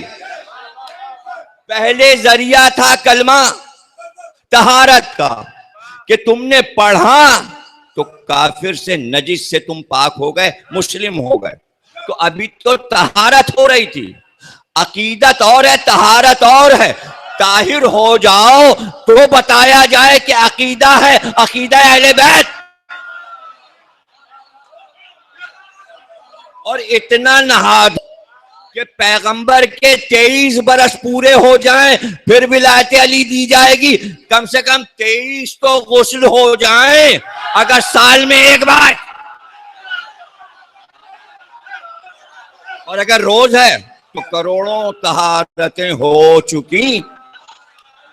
جب خوب پاک کروا لیا تب ولایت علی کا عقیدہ دیا۔ یہی عقیدہ سارے عقیدوں کو اپنے میں سمیٹے ہوئے۔ تو عبد المطلب نے توحید کا پیغام دیا تاکہ تیاری کر لو، کعبہ اکیلا نہیں ہے، اس کا مالک ہے، اور اس نے بچایا ہے مدد بھیج کے۔ اب یہ طے ہو گیا کہ کعبے پر جب بھی کوئی حملہ ہوگا اللہ بچا لے گا اپنے گھر کو۔ مسلمان بیٹھے ہوئے ہیں اسی پہ کہ اگر کربلا پہ حملہ ہو تو چپ، اور حضرت زینب کے روضے پہ ہو تو چپ، احتجاج نہیں کریں گے، احتجاج نہیں کریں گے۔ تو کعبے پہ حملہ ہوگا تب احتجاج کرو گے، اور ہونا ہے۔ تو اب سوال یہ پیدا ہوا تھا کہ عبد المطلب نے مدد منگوا لی، اور وہی سرکار جن پہ سورہ فیل اترا، جس میں خبر دی گئی کہ اللہ نے اپنے گھر کو بچا لیا، وہی پیغمبر کہہ رہا حمیرہ کعبہ تو کھودا جائے گا۔ تو حمیرہ نے کیوں نہ پوچھا کہ جب ابابیل نے آ کے بچا لیا تھا تو جب یہ قومیں آئیں گی کعبے کو کھودنے تو کیا اللہ مدد نہیں کرے گا اپنے گھر کی؟ تو کاہے کے لیے پوچھتی؟ اگر مدد آ رہی ہوتی تو پیغمبر بتا دیتے کہ وہ کھود رہے ہوں گے، ایسے میں اللہ جو ہے ابابیل کو لائے گا اور سب کو نیست و نابود کر دے گا۔ تو حدیث میں جب فرمایا ہی نہیں تو سب نے یقین کر لیا کہ ایسا ہونا ہے، اور کسی کے ذہن میں سوال بھی نہیں آیا کہ جب مستقبل میں آگے کعبے کو توڑا پھوڑا جائے گا تو اللہ مدد کیوں نہیں کرے گا؟ تو اللہ کی مدد سے لے کر اللہ کی مدد نہ ہونے تک پہلے بیچ میں ایک اور پیس ہے جو میں نے کہا تھا کہ اللہ نے مدد کی اور اللہ نے مدد نہیں کی۔ پہلے وہ تو سنا دوں تو پھر آگے کی بات ہو کہ مستقبل میں کیا ہوگا۔ اب حج عقیدہ بن گیا، اور عمر میں ایک بار کرو۔ عرب والے قریب رہتے تھے، ہر سال کرتے تھے، آنے لگے۔ اب اس کے بعد اصول حج کا اعلان ہوا، اور آپ یہاں کعبے میں جب احرام باندھ لیا آپ نے حج کا، تو اب آپ یہ کام نہیں کر سکتے، خوشبو نہیں سونگھ سکتے، یہاں کے درختوں کے پتے نہیں توڑ سکتے، شکار نہیں کھیل سکتے، حدود حرم میں جانور نہیں مار سکتے۔ ایک چھوٹا سا پرندہ بھی مارو گے تو کفارہ دینا پڑے گا، نہ کہ بڑا جانور۔ شکار نہیں کر سکتے، اور بیوی کے پاس نہیں جا سکتے، شرطیں لگا دی گئیں۔ احرام باندھ لیا تو اس میں سمجھانے کے لیے کہا گیا مچھر بھی نہیں مار سکتے۔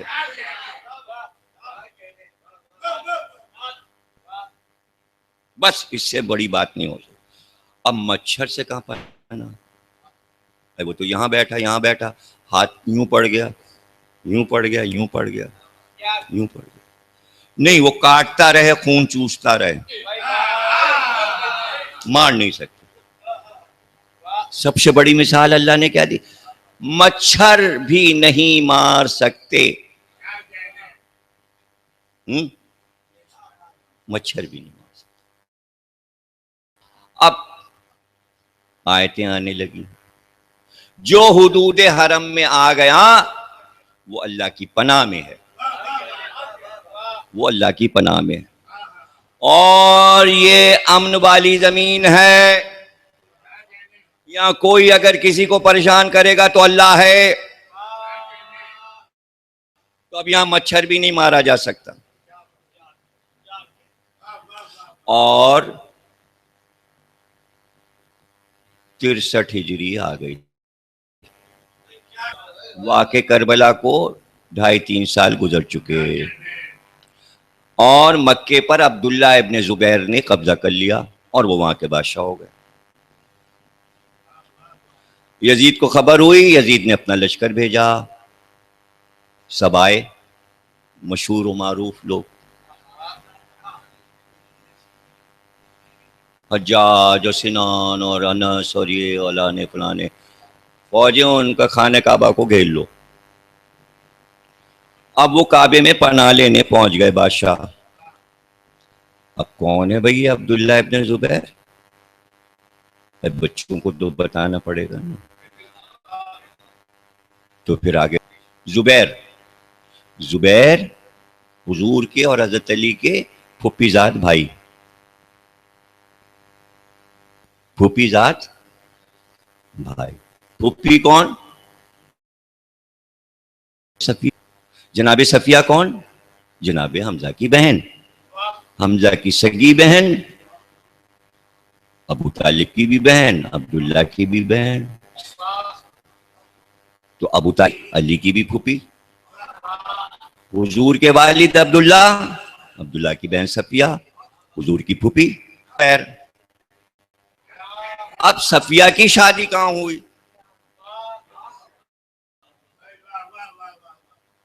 صفیہ کی شادی کہاں ہوئی؟ یعنی حمزہ کی بہن عبد المطلب کی بیٹی جناب خدیجہ کے سگے بھائی عوام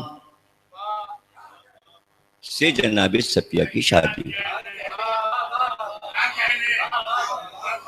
ان کی بھاوچ تھیں جناب صفیہ. اب جو بیٹا ہوا اس کا نام زبیر, اس لیے وہ ہیں زبیر بن عوام. زبیر جناب خدیجہ کے بھتیجے بھی ہیں. زبیر کی سگی پھوپھی ہیں جناب خدیجہ, اور ادھر پھوپھی زاد بھائی ہیں سرکار اور علی.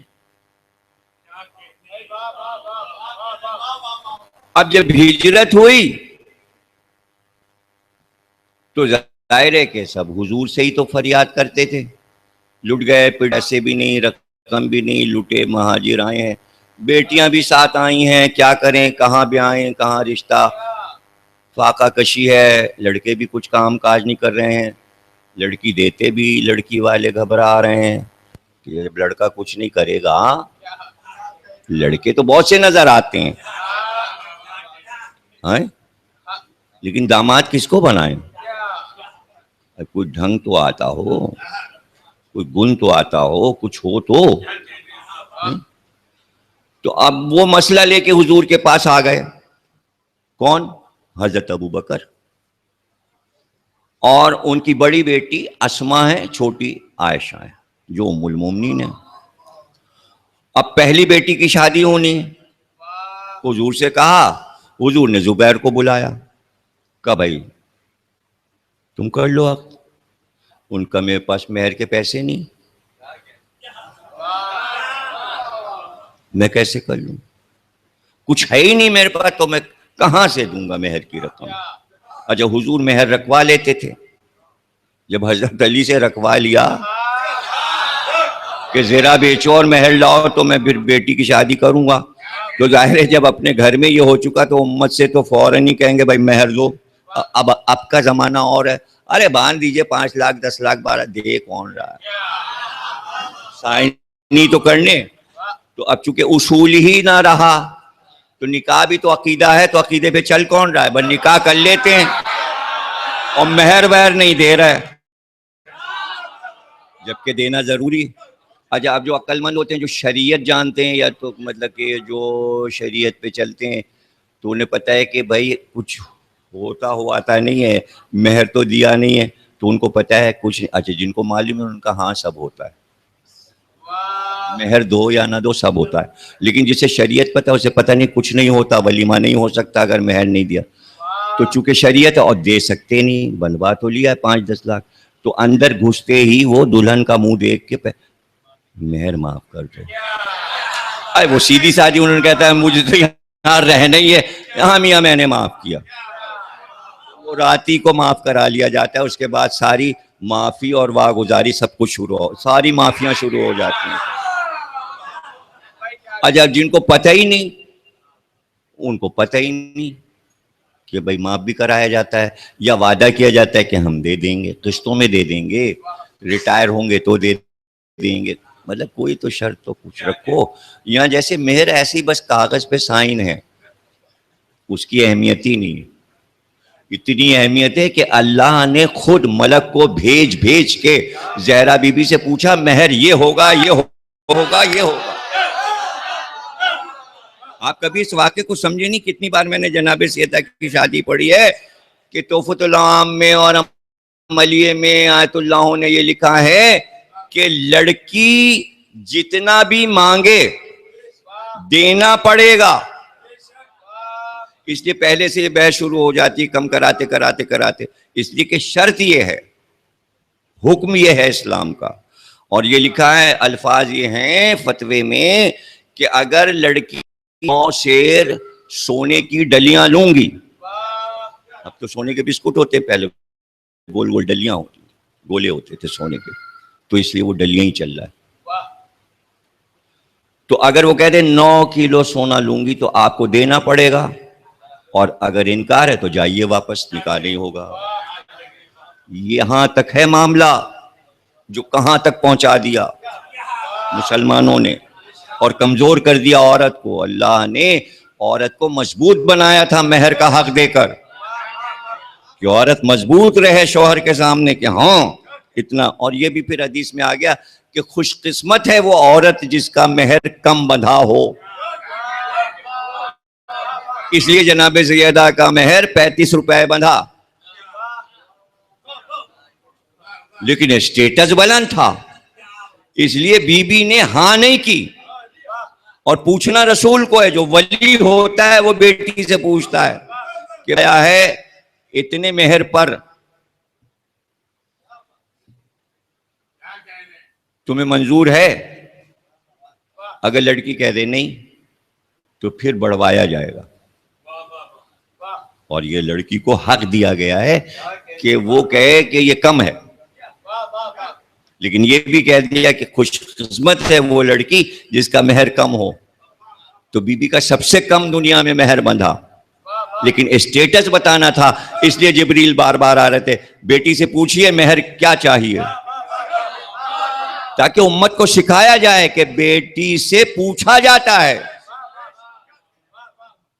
یہ مولوی اندر جاتا ہے نکاح نامہ لے کے، 2 مولوی ہوتے ہیں، ایک لڑکی والا ایک لڑکے والا، پردہ پڑا ہوتا ہے، دلہن پیچھے بیٹھی ہوتی ہے، وہ جا کے پوچھتا ہے دلہن سے.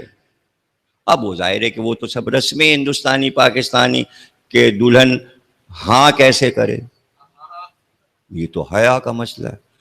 تو وہاں سے چیخیں بلند ہوتی ہیں، دلہن رونا شروع کرتی ہے، چونکہ آپ نے اپنے نکاح کا منظر نہیں دیکھا. میں تو 5 سال کی عمر سے پتہ نہیں کہاں پردوں میں گھس کے نکاح دیکھ چکا ہوں. کبھی میں لڑکے والوں کی طرف آتا تھا، میں تو بچپن سے تو دماغ ریسرچ کا ہے نا، تو جتنی شادیاں ہوتی تھی بھاگ کے یہ مولوی اندر کیوں جا رہا ہے، تو کبھی میں پردے کے ادھر کبھی پردے کے ادھر، تاکہ میں پتہ تو لگاؤں دلہن کہتی کیا ہے. تو وہ روتی ہے چیختی ہے، ابے گھر چھوٹ رہا ہے اور بابل کا گھر چھوٹ رہا ہے اور باپ کا گھر چھوٹ، وہ روتی ہے پردے کے پیچھے. اس رونے میں ایک چپکے سے ہوں آتی ہے جو صرف مولوی سن سکتا ہے. وہ ہچکیوں میں ایک آواز آ جاتی ہے. وہ مولوی چونکہ تجربے کار ہے, بہت سی ہوں سن چکا ہے نا. دیکھیں جن مولویوں نے نکاح پڑھا ہے وہ بھی یہ سب نہیں پڑھ سکتے. میں نے تو صرف دیکھا ہے, اور نہیں بتاؤں گا تو آپ کی معلومات اور نالج میں اضافہ کیسے ہوگا. تو اب چونکہ شریعت میں یہ عقیدہ ہے, اصول ہے, اس لیے جبریل آ رہے ہیں اور پوچھ رہے ہیں بی بی سے. اتنا مہر مقرر کیا اللہ نے. بی بی دروازے پہ کھڑی ہیں, سامنے رسول اللہ اور جبریل آ رہے ہیں, باپ اور بیٹی موجود. اور اللہ کہتا ہے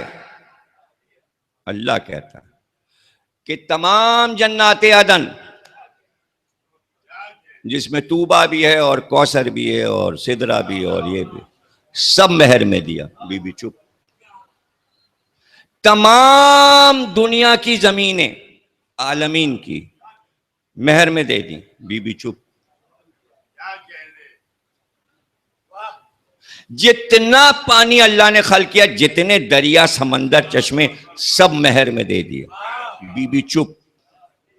اور جبریل جا رہے ہیں, اللہ مہر بی بی کا بڑھا رہا ہے. اللہ نہیں بڑھا رہا ہے, بی بی کی خاموشی مہر بڑھا.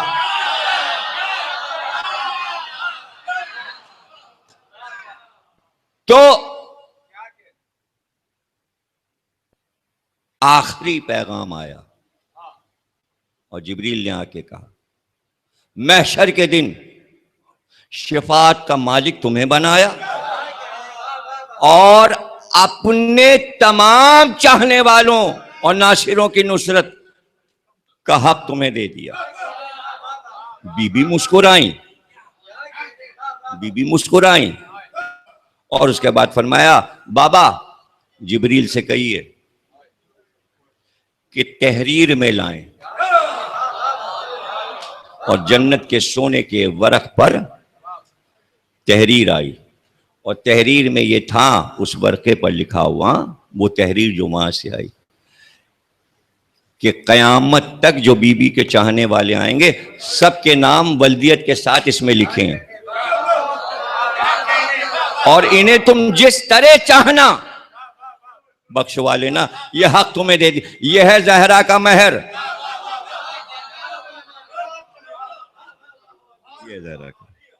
اور اسی کو آپ نے فرمایا تھا مولا علی سے کہ اس کو میری پیشانی پہ رکھ دیجئے گا, قبر میں مجھے اتار کے یہ جنت کا کاغذ میری پیشانی پہ رکھ دیجئے گا. تو اب سمندر محشر میں فنا ہونے والے تھے, زمینیں فنا ہونے والی تھیں, اب صرف شفاعتی تو تھی اور چاہنے والے اور یہ امت والے. تو ان کی قیمت بتانی تھی کہ مودت اہل بیت کی قیمت کیا ہے, کہ جن کو بغیر نامہ اعمال کے حساب و کتاب کے صرف زہرا کے اشارے پر جنت میں بھی. یہ مہر زہرا, اس میں کوئی جل کیوں رہا ہے؟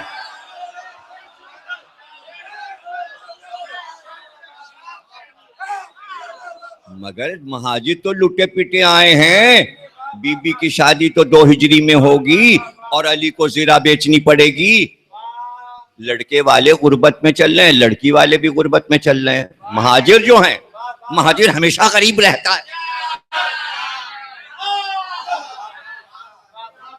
وہاں بھی غریب تھے سب جو مدینے میں آئے تھے. تو سرکار نے کہا نکاح کر لو. کہ نکاح نہیں کر سکتا, مکان نہیں ہے. تو بھائی گھبرانا نہیں, لکھا مسلمانوں نے ہے, اس میں گھبراہٹ نہ ہو. حضور نے کہا پھر نکاح نہیں کر سکتے تو متع تو کر لو. اب لفظ کو بدل دوں, اس طرح بھی بولا جاتا ہے تمتع کر لو, اس لیے کہ یہ لفظ استعمال ہوتا ہے حج تمتع. اب کوئی پوچھے تو یہ تمتع حج میں کیسے کام کر رہا ہے؟ تمتع کے معنی ہے فائدہ اٹھانا. وہ حج جس میں عمرے کا فائدہ ساتھ ہے, اس لیے اس حج کا نام ہے حج تمتع. 2 جڑواں ہو گئے نا تو تمتع وہاں آ جائے گا, جو 2 چیزیں حج بھی اور عمرہ بھی. تو اس پہ انہوں نے کہا یہ بھی نہیں کر سکتا اس لیے کہ کچھ تو رقم دینی پڑے گی، میرے پاس کچھ نہیں ہے۔ کہا کیوں؟ جب رات کو لیٹتے ہو تو کیا بچھاتے ہو؟ کہا ایک چادر۔ اور کہا اوڑھتے کیا ہو؟ کہا چادر، دو ہی تو چادریں۔ کہا وہ دونوں چادریں لاؤ اور ان کے حوالے کرو۔ وہ چادریں انہوں نے دے دیں، بیٹی رخصت ہو گئی دو چادروں پر، دو چادروں پہ بیٹی رخصت ہو گئی۔ اب جو بیٹا پیدا ہوا اس کا نام ہے عبداللہ ابن زبیر۔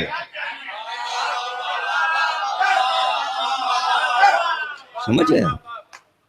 چونکہ خدیجہ بی بی کا قبیلہ جو ہے وہ بنی اسد ہے، تو اب یہ باپ کی طرف سے بنی اسد ہیں اور دادی کی طرف سے بنی ہاشم ہے، جناب صفیہ، اور ادھر سے بنی تیم ہے ننیال کی طرف سے۔ تو کئی قبیلوں میں ان کی رشتہ داری ہو رہی ہے۔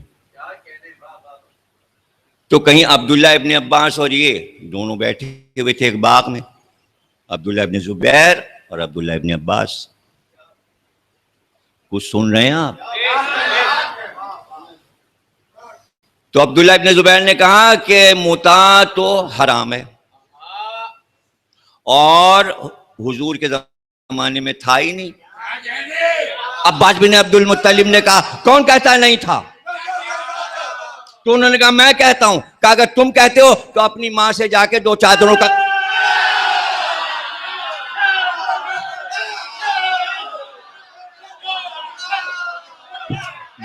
کا قصہ تھا۔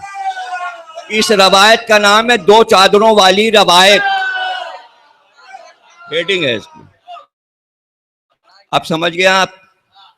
ان کو بڑی پریشانی تھی کہ امام حسین مدینے میں بیٹھے ہیں اور تمام امت اگر خلافت دے گی تو حسین کو دے گی۔ انہیں بڑی الجھن تھی۔ جب امام حسین چلے گئے انہیں اطمینان ہو گیا۔ تو یہ پتہ نہیں کب سے، جب سے مولا علی کے خلاف جمل میں لڑے تھے تب سے یہ حسرت تھی کہ میں عرب کا خلیفہ بنوں، اور یہ تمنا دلوں میں جگائی گئی تھی۔ اب یزید تو کمزور ہو گیا واقع کربلا کے بعد، انہیں موقع مل گیا، یہ مکے پہنچ گئے، مکے پہ قبضہ کیا اور انہوں نے اپنی حکومت کا اعلان کر دیا، اپنی بادشاہت، اپنی خلافت۔ یزید کو پتہ چلا، اس نے کہا گھیر لو۔ چاروں طرف مکے کی پہاڑیوں پر فوجیں لگا دی گئیں۔ ان کا بھائی تیر برساؤ اور یہ کرو وہ کرو۔ کیا وہ تو سب کعبے میں گھس گئے ہیں، ساری فوج اور سردار کعبے میں گھسا ہوا ہے، اس لیے کہ اللہ کہتا ہے یہ سرزمین برائے امن ہے، جو اس میں آ گیا وہ امن میں ہے، اس لیے اللہ کے گھر میں وہ گئے امن کی خاطر، تو اب اللہ انہیں بچائے گا۔ تو یزید نے کہا ایسا کرو منجنیق لے جاؤ اور منجنیق کے ذریعے آگ کے شعلے کعبے پہ پھینکو۔ اب جو چاروں طرف سے پتھر اور آگ برسنے لگے کعبے پہ، تو پہلے کعبے کا غلاف جلا، شعلے اٹھے کعبے سے۔ مصرع پڑھوں ایک شاعر کا، مرثیہ نگار شاعر اہل سنت کا۔ گری تھی کعبے پہ بجلی، گری تھی کعبے پہ بجلی مگر جلا حسین۔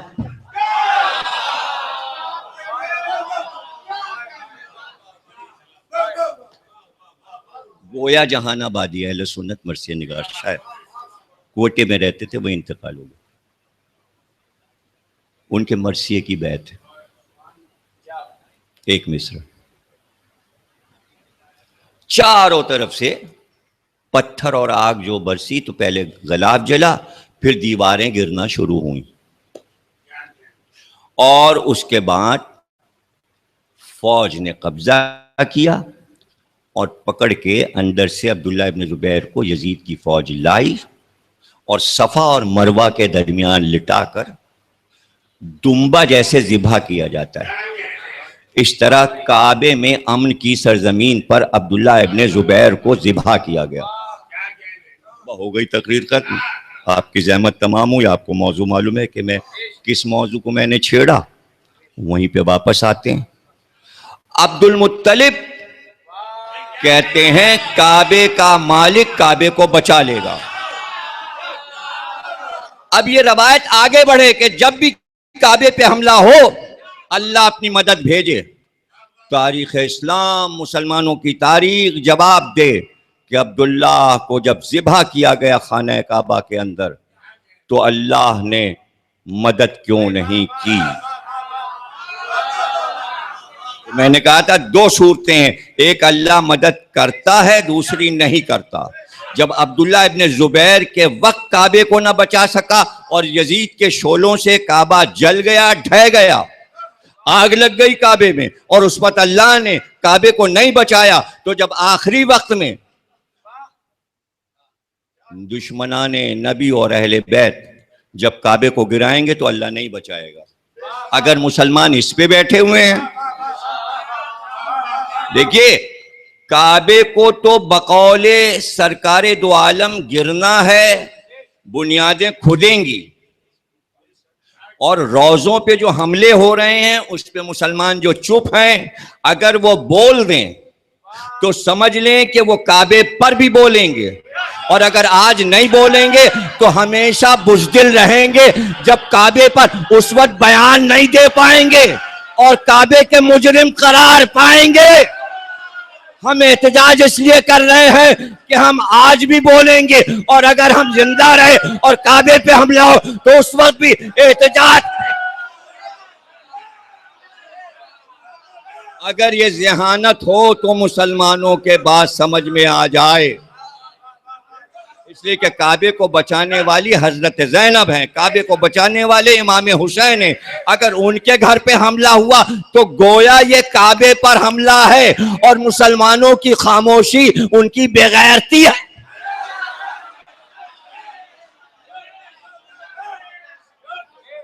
ان کی بے غیرتی ہے.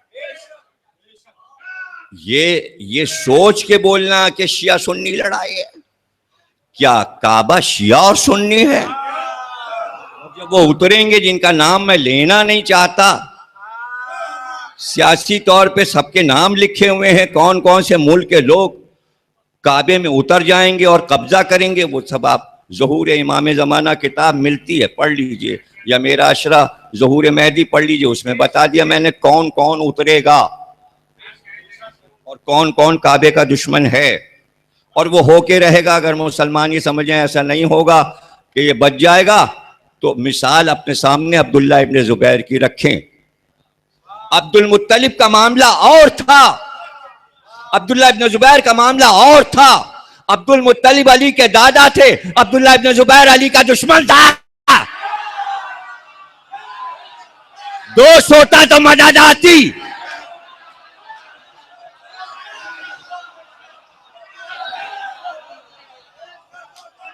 اب سمجھے آپ, مسئلہ علی کا ہے, مسئلہ ولایت علی کا ہے. جہاں بھی اسلام میں کوئی مسئلہ آئے اس کو سمجھ لیجئے کہ اللہ نے مدد کیوں نہیں کی. آخری جملہ اس سلسلے کا کہہ رہا ہوں, اگر اللہ مدد کرتا اور کعبے کو اس وقت بچاتا اور عبداللہ ابن زبیر کو بچاتا تو ہسٹری میں لکھا جاتا عبداللہ ابن زبیر کا معجزہ تھا کہ انہوں نے, اللہ نے ان کی مدد کی. سب سے بڑے وہی ہیں, وہ ذبح ہوتے رہے, اللہ دیکھتا رہا.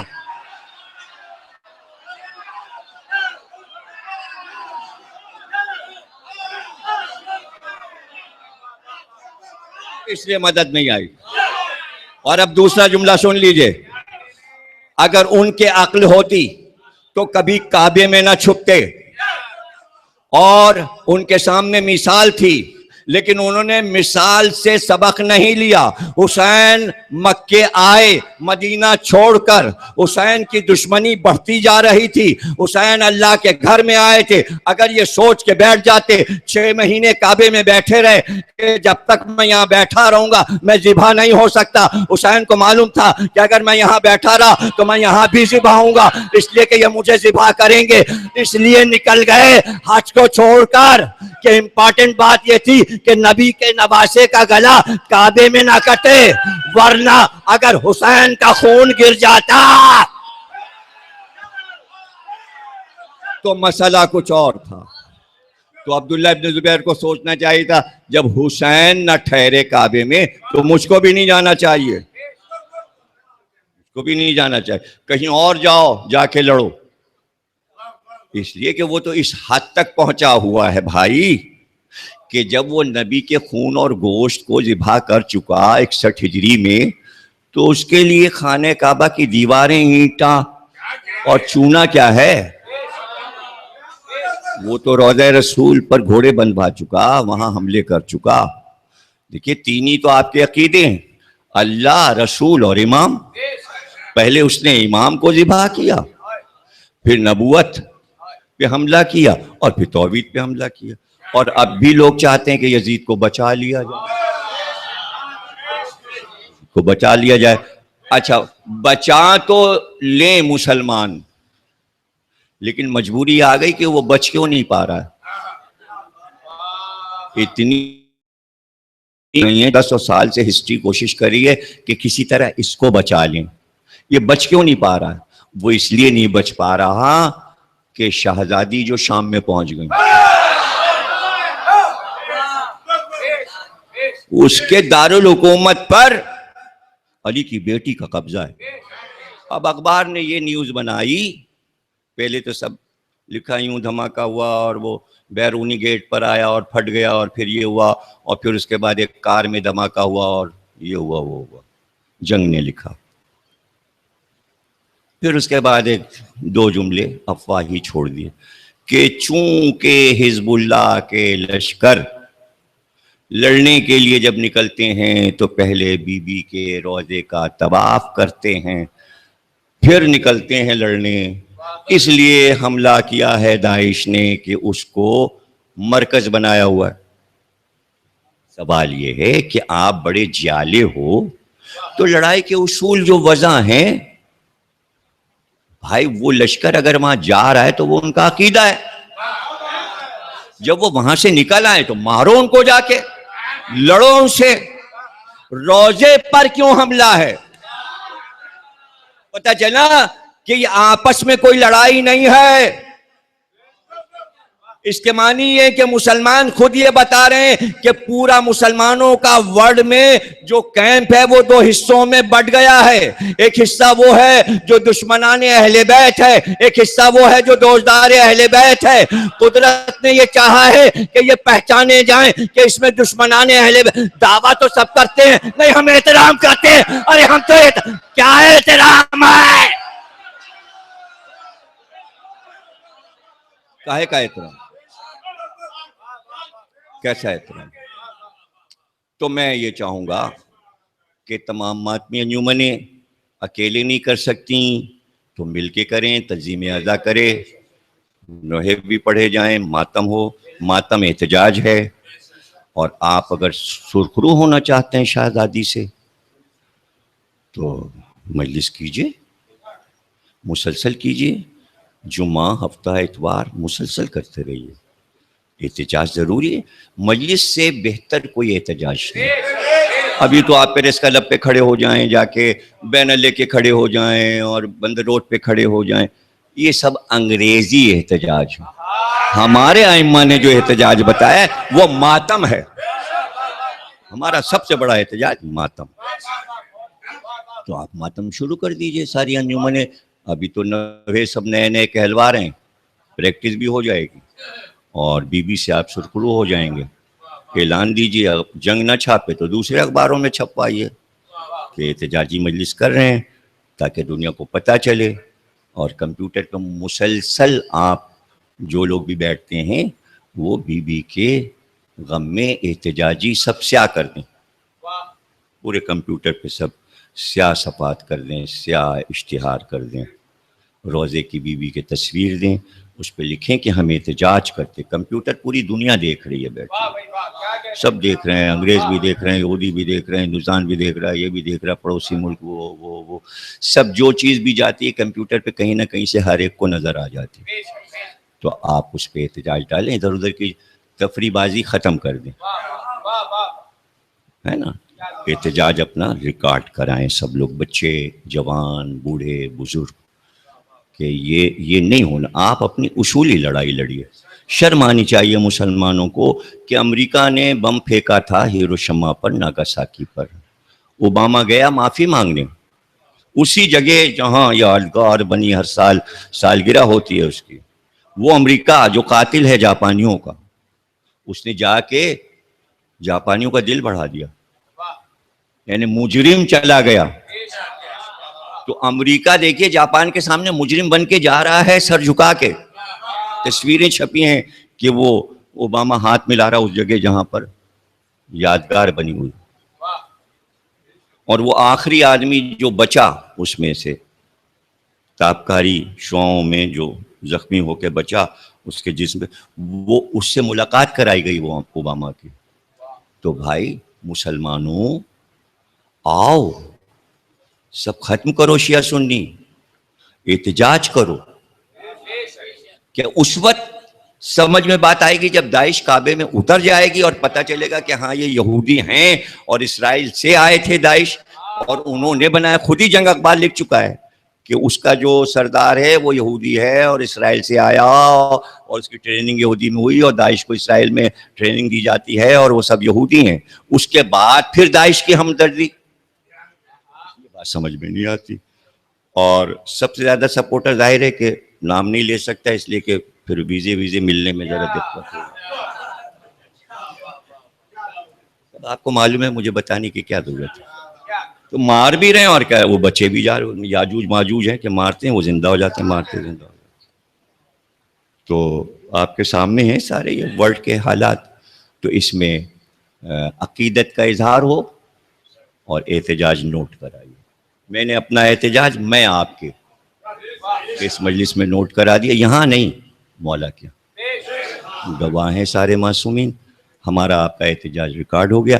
اب تمام کراچی کے مومنین ماتمدار اپنا ریکارڈ کل سے احتجاج کریں. ہم کل بھی انشاءاللہ ہم اسی موضوع پہ جناب فاطمہ بنت اسد کے حوالے سے گفتگو کریں گے، جیسے آج عبد المطلب کے حوالے سے گفتگو کی. اللہ آپ کو خوش رکھے، سلامت رکھے اور آپ کے گھروں کو آباد رکھے، آپ کے بچوں کو ولایت علی پہ قائم رکھے. بچوں کی عمر نو ہو، آپ کی عمر نو ہو، حج و زیارات سے مشرف ہوں. ہمیں جو بیمار ہیں ان کو اللہ شفا عطا فرمائے، جو مر گئے لائلین میں اللہ ان کی رتبوں کو بلند فرمائے. اللہ امام زمانہ کا ظہور فرمائے اور ظہور میں تاجیل فرمائے. اللہم صلی اللہ